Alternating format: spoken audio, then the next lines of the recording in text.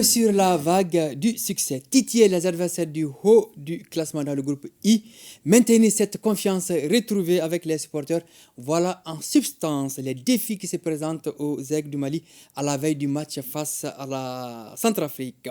Le capitaine Yves Bissouma et ses coéquipiers sont prêts à terrasser les fauves. Nos envois spéciaux à Casablanca sont Fotigi Tunkara et Tcheye Moussa Kamara.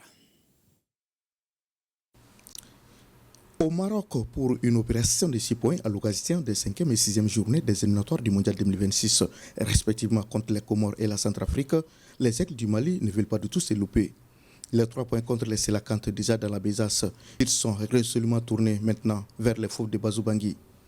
Prêts à en découdre, les Aigles ont hâte d'en finir avec les fauves de Bazou Bangui pour mieux garder leur position en embuscade en attendant les prochaines journées en septembre et octobre prochains. Quand on gagne, on peut être troisième dans le groupe. Deuxième, c'est pas possible parce que c'est peut-être possible, mais c'est important qu'on gagne et après on va voir quelle est notre position dans le groupe. Mais la victoire, c'est le seul qui compte.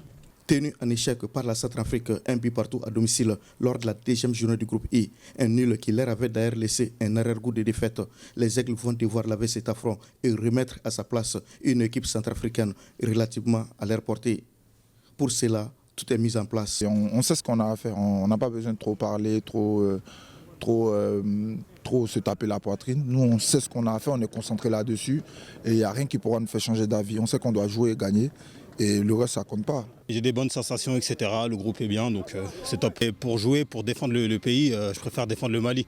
J'ai plus d'attache pour le Mali. Après voilà, c'est un choix. C'est pas un choix qui a été fait comme ça, mais c'est un choix du cœur. Et je suis content de mon choix et je regrette pas. À la traditionnelle reconnaissance des terrains, en cette veille de match ce dimanche, Tom Saint-Fit et ses garçons sont venus faire leur repérage et baliser les terrains sans souci à l'infirmerie. Tous les joueurs sont disponibles, on n'a pas de blessures. Le moral est très bien après la victoire contre Comores. Demain, c'est encore une fois un final, juste le même comme le match contre Comores. On doit gagner ce match. Un rendez-vous est donc pris pour ce Centrafrique-Mali, 6e journée du groupe I des éliminatoires du Mondial 2026. C'est lundi au stade Larbi Zaouli de Casablanca à partir de 16h.